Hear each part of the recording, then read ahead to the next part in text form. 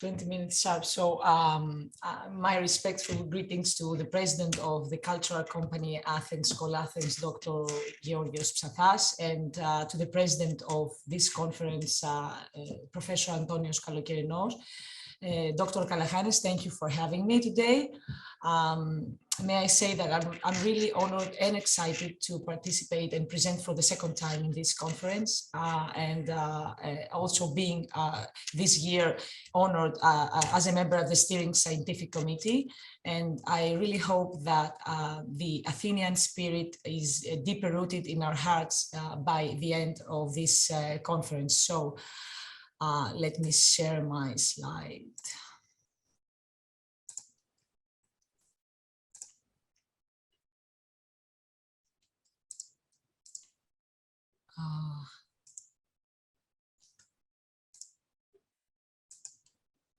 Can you see it in a share mode? Can you see it? Is it in full screen? Is it in full screen? Okay, great. It's okay, it's okay. Okay, thank you. So within these 20 minutes, I will try to present the field of complexity in the current international environment, and hopefully in a way that will give a warning sign around what are the agents that play into this crisis chessboard. So the starting slide depicts Mnemosyne. In Greek mythology, an ancient Greek religion, Mnemosyne is the goddess of memory. So Mnemosyne is one of the titans, the child of the earth goddess Gaia and the god of sky, Uranos. So it is really important for policymakers, for executives who deal with strategic and business planning to acknowledge that they shall not drink from the leaf, so they cannot remember their past. Mnemosyne reminds that they need to remember. Mneme leads to awareness. Awareness means knowledge of the current situation in space and time, past, present, and future. And this leads to a successful adaptation. And adaptation means sustainability and viability. So awareness is a situation that was identified during the World War I as the importance of gaining awareness of the enemy before the enemy becomes similarly aware and has the methods for achieving victory. So whether at a global or a local level, organizations are affected by the crisis events, so they should drive advanced leadership protocols and readiness in order to adapt, adjust, and operate. So let's have a view at the environment within which we operate. Exposure to traumatic events is common when more than 2/3 of the general population may experience them during their life cycle. It should also be noted that in the second World Summit Economic Times, it was announced that the average life expectancy of companies is shrinking. The 500 large capitalized companies included in the Standard & Poor's, it's an index, now have a lifespan of 18 years compared to 1935, which was 90 years, or 1958, which was 61 years. Also, the global urbanization is predicted to be much larger than that of the Industrial Revolution. The future of the world's population is urban. Urbanization is one of the 4 democratic megatrends, together with the global population, global aging, and international migration. Globally, more people will live in urban areas, and the projection is that in 2050, 68% of the world population will be urban. We also witnessed 4th industrial revolution with the industry 4.0 initiative. Manufacturing environments are becoming more and more dynamic, connected, but also inherently complex, with additional interdependencies, uncertainties, and large numbers of data being generated. Lastly, we have these 3 terms. It's the internationalization, three crucial terms that refers to the increasing important international trade, international relations, treaties, alliances. So international means trading among nations. The basic unit remains the nation, even as relations among the nation becomes increasingly necessary important. On the other hand, globalization refers to a global economic integration of many formerly national economies into a global economy, mainly by free trade, free capital mobility, but also by easy and uncontrolled data exchanging. What was many becomes one. So there is a reciprocity between these two terms, but still are not the same. And lastly, we have the metaverse, which we have giant technology companies that have been analyzing human behaviors, preferences, cultural footprints in a digital world in order to create a parallel universe called metaverse, which for me, it's actually a meta-globalization. So this is a new era that will arise massive discussions in the near future. All the aforementioned stresses the need for my presentation today, and it is a need for leadership development at all levels. So interoperability is communication. It is the ability of two or more systems or components to exchange information via communication. So here we have a system of systems, which actually is trying to, with accuracy, to correspond the exchanges data and ensure a typical functioning of the overall system of systems. We can see here the sync node. So the sync node where the aggregation of the data is happening. And we can imagine that in human systems with human entities doing that kind of information aggregation and communication. So don't see only a text system, you may see humans in there aggregate information and sharing it.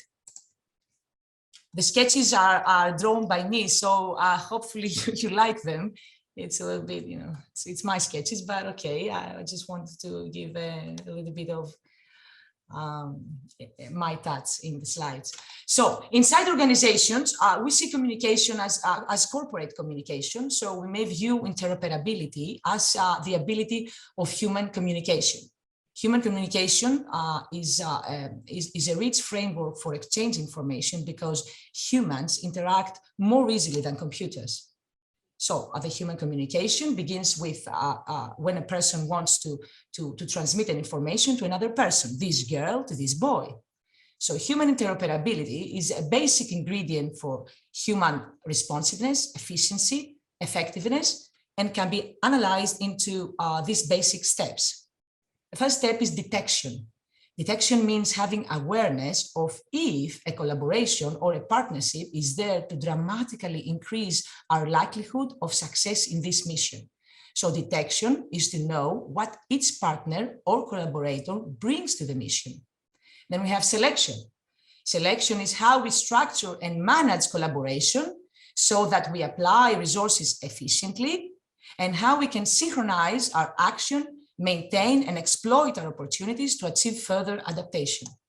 And lastly, we have evaluation, which is established on how will the proposed structure or the control system influence other aspects of our organization. So how will other stakeholders respond to this partnership and its actions? Do we have flexible and sustainable systems that will respond to the environmental change?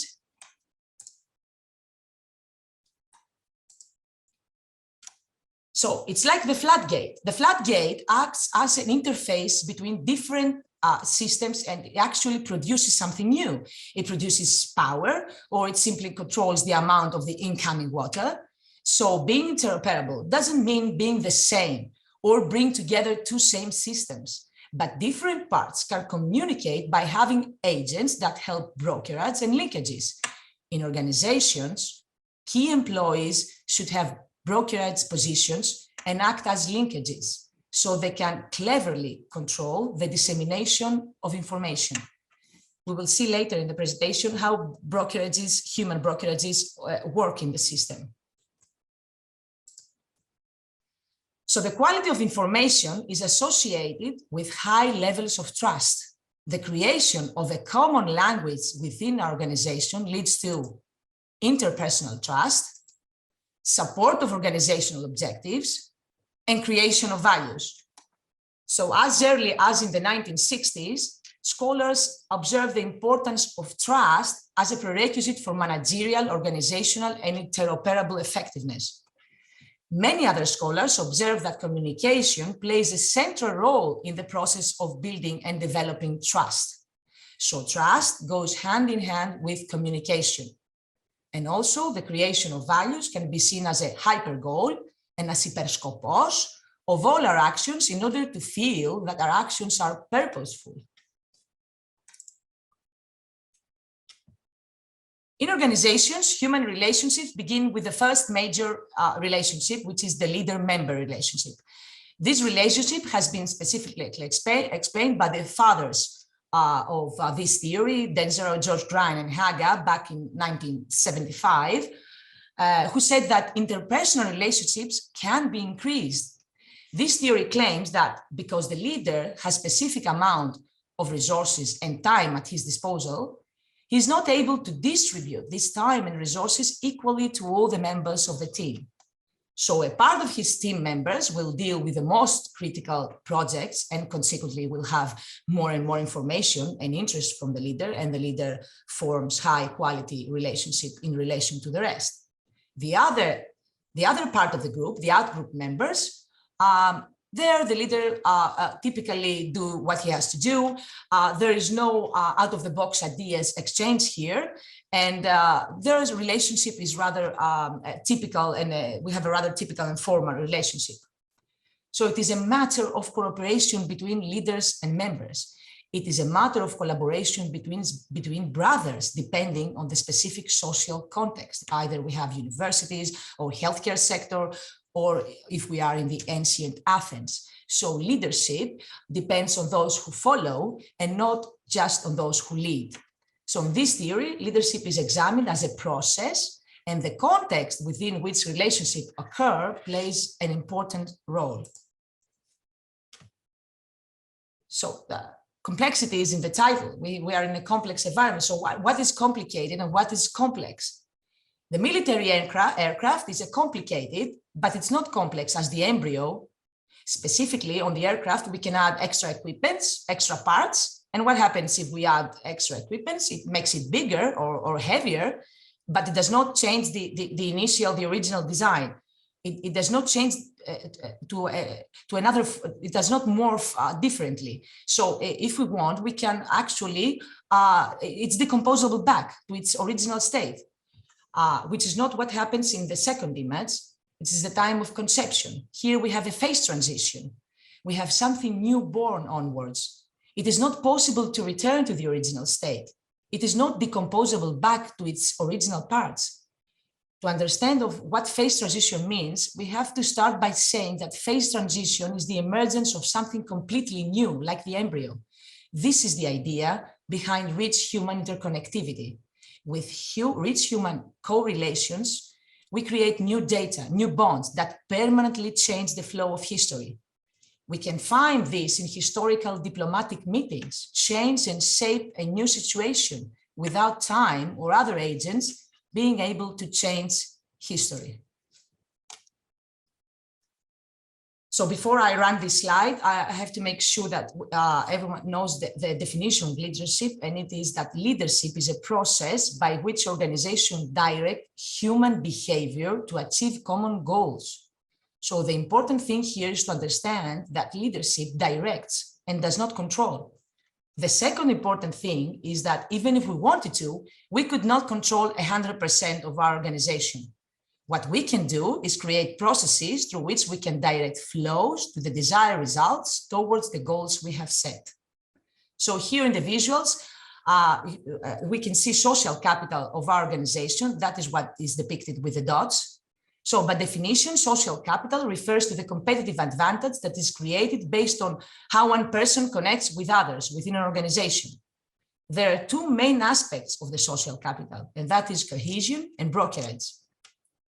Group cohesion is best described as how connected an individual is within the other members of the group.